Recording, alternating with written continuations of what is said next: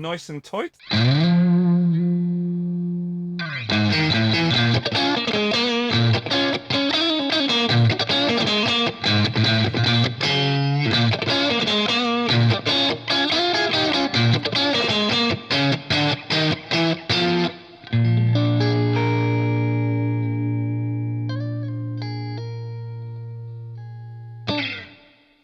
This is the Eric Gales signature from Magneto Guitars. It is opulent, it is beautiful, it looks like a Strat, but the more you look at it, the more you realize it has a few unique features. And in this video, I'm going to help you decide if this is your next Strat-style guitar.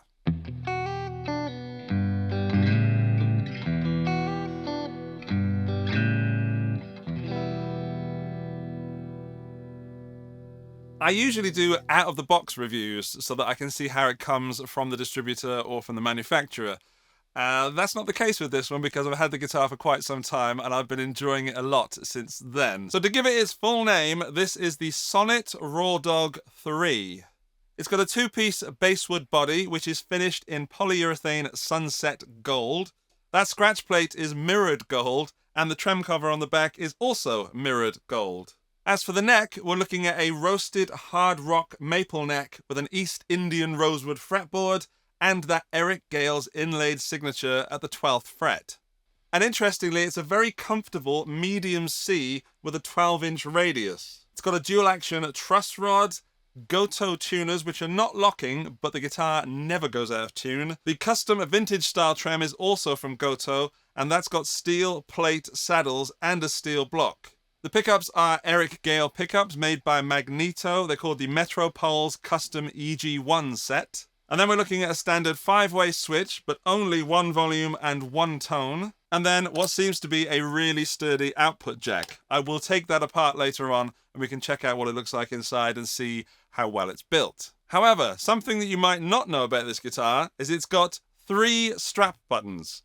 1, 2, and then round on the back, 3 right on the heel. And that's because Eric Gales plays a right-handed guitar, strung right-handed, but in a left-handed position, like that, which is really freaking me out, but that's how he plays this guitar. He doesn't switch the strings round, he has the thickest E string down at the bottom and then the thinnest E string right at the top.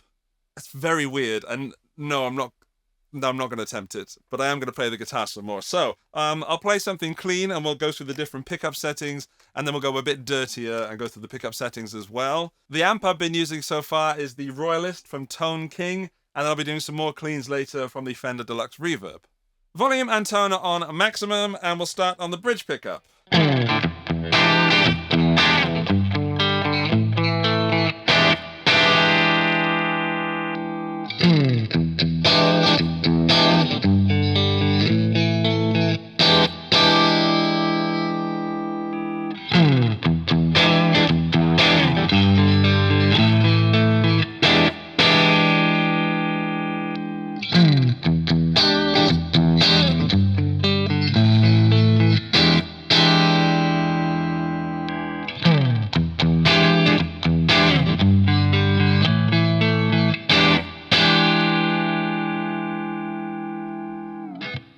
Yeah, I've dialed the amp in for more of the neck and middle pickups. It's a little bit too ear-piercing on the bridge pickup, but it does roll off the treble when you roll down the volume a little bit. So let me just demonstrate that.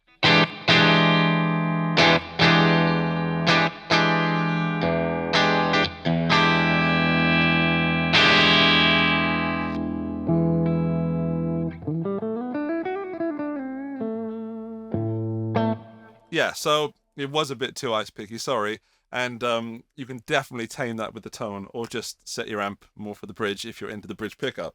But I think that neck pickup and middle sounds great.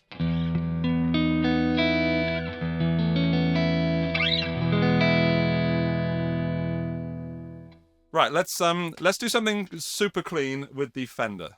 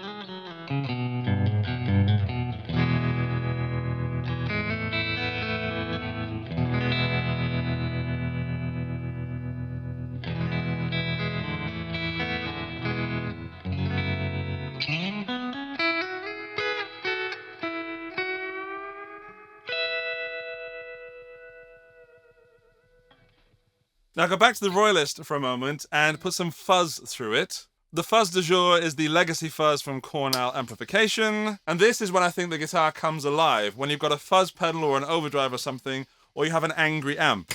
I've cleaned up the amp a little bit.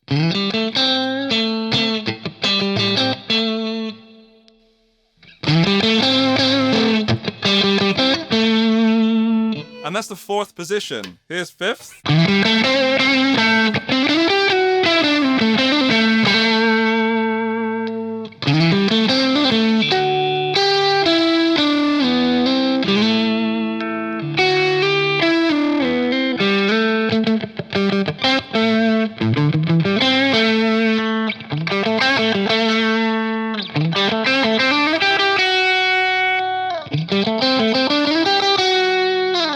Yeah, so the bridge is still a little icy, but the middle and neck pickup are super clear, and it's not like, it's more sort of 60s Fender than it is 50s, but it's not like a Fender. It's more sort of mellow and rounded, which means it can get a bit muddy when you play more than one note at the same time. But the single notes are really nice and sustained.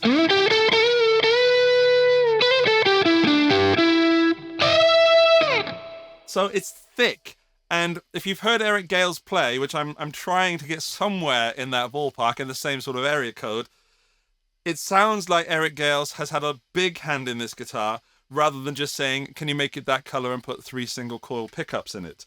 I think Eric has done quite a bit of the input on this. I hope I'm right. If I'm not right on that, well, someone's done a great job of making this an Eric Gales sounding guitar. And it's not just the sounds, there's some things on this that deviate from the Fender Strat design and make this not just a straight up Strat copy. Like we've got only one volume, only one tone. I know it's not a game changer, but also that the knobs have this little rubberized ring on them, like the 𝗦𝗨𝗪𝗧𝗧𝗪 behind me. And then we've got this contoured heel, which goes all the way back right to there, which makes the actual heel joint a little bit thinner than the body. Can you see that there? It dips in like a little dish. And then the biggest difference between this and a Strat is that it's not actually Strat shaped. Can you see that? Hang on, if I grab a Strat and compare it. So this is a Fender Player Plus, and when I put them side by side, are you ready? Look at that. It's very different on that lower cutaway, and then on the back, also very different. When I was playing this, I didn't notice that for a few months, which is strange for me, but it's because the guitar feels so comfortable. Let's show it here. Raw Dog, Strat. Raw Dog, Strat. Raw Dog, Strat. Strat and Raw Dog together. So there's definitely an element of PRS Silver Sky to this, and it must be something to do with the fact that Eric plays it upside down and doesn't want that to get too much in his way, I guess. Right, let's go back to the Deluxe Reverb for a bit, and I'll put some pedals through this because some of you have mentioned that you want me to play more in my videos. So here we go. Let's try the rather affordable Phenom Distortion from 𝗦𝗪𝗪𝗪𝗪.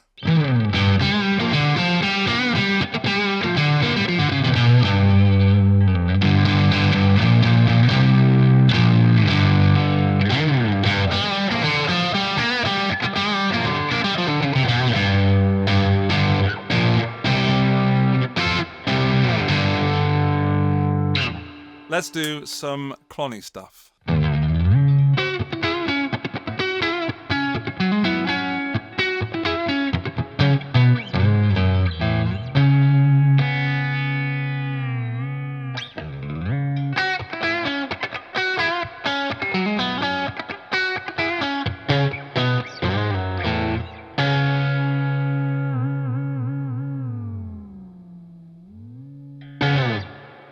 And all right, let's do some fuzz as well.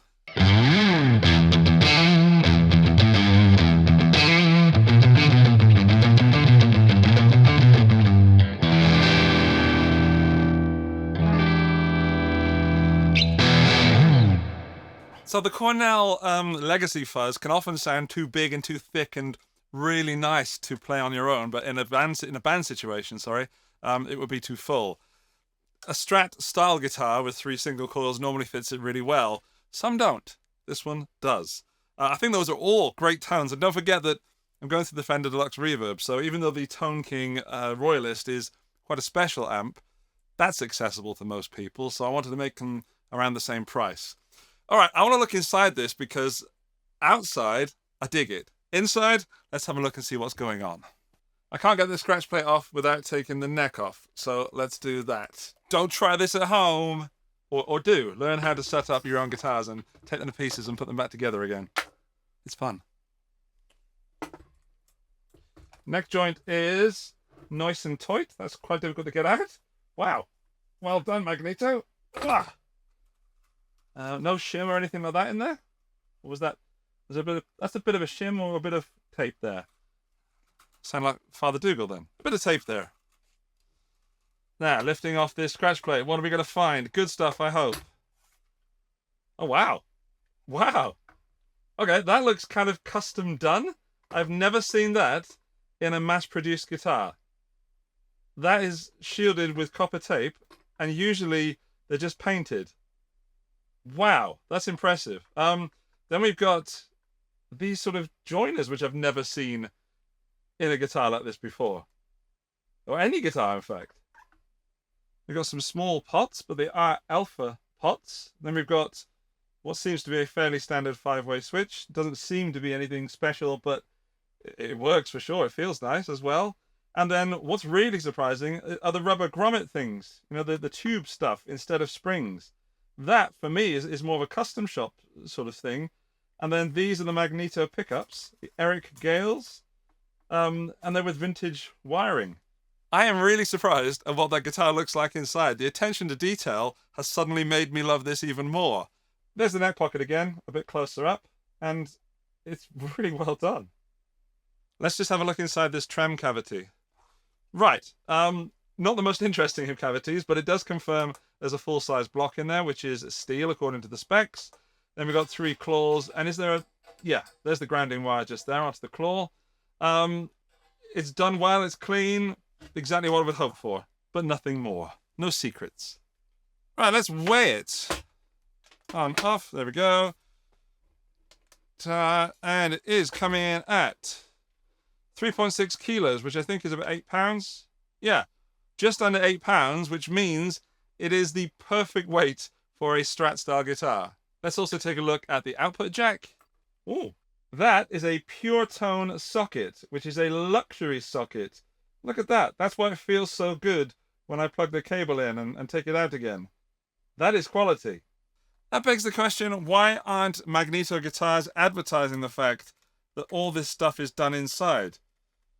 They should be advertising that. That would be a massive, not just marketing point, but a big point of trust, because one of the downsides of buying a guitar like this is that not as many people have played Magneto as they have played Fender or Squier, or they're not nearly as well known as some of the major brands. So Magneto, you really should be saying something about all the amazing stuff you put inside your guitars, not just the gloriousness on the outside.